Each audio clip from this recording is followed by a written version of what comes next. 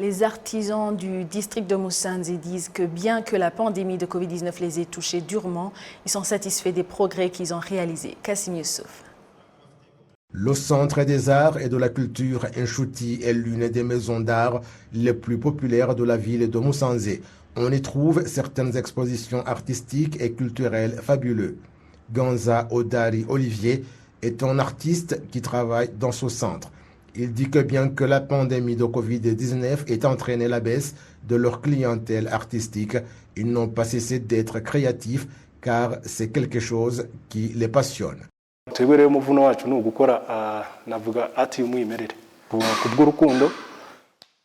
Notre travail, c'est de l'art visuel. Comme vous pouvez le voir, nous l'avons fait à travers la combustion du bois et c'est ainsi que cette image a été faite. Et pour cette peinture, par exemple, je l'ai faite pendant 3 semaines. Cela pouvait même prendre 6 mois à 1 an sans être acheté. Nous investissons, mais ne gagnons pas immédiatement. Cela demande du temps et du dévouement, surtout maintenant que nous sommes en pleine pandémie.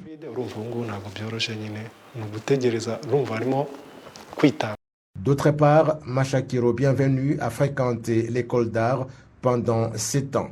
Il a décidé de créer son propre centre d'art en 2021 en investissant plus de 10 millions de francs rwandais. Avec 12 autres artistes, il enseigne actuellement l'art à 6 jeunes enfants. Lui et d'autres artistes sont fiers du progrès qu'ils ont réalisé. J'ai commencé à travailler en 2015 en tant qu'artiste indépendant. J'ai pu obtenir de l'argent que j'ai investi dans ce lieu et ouvert ce centre. C'est la preuve que l'art est lucratif et que vous pouvez en tirer des revenus. Il y a tellement d'opportunités dans l'art. Je peux gagner environ 5 000 francs rwandais et je vais même à l'école. L'art est un métier qui m'a aidé. J'ai fait des études universitaires grâce aux revenus de ce métier. C'est tout à fait possible de vivre de ce métier. Le vice-maire de Musanze, chargé du développement économique, exhorte les artisans de la région à s'unir afin d'apporter leur contribution au développement de la ville de Musanze en particulier.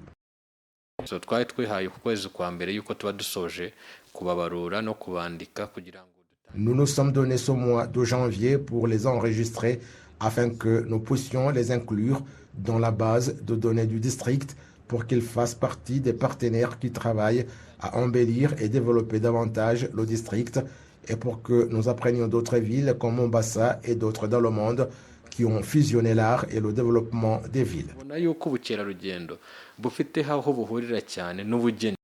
Cependant, ces artisans disent qu'ils ont encore des défis à lever, tels que les coûts élevés des matériaux dans le pays, la peinture entre autres, rendant finalement leur travail plus cher que ce que les gens pourraient habituellement se permettre.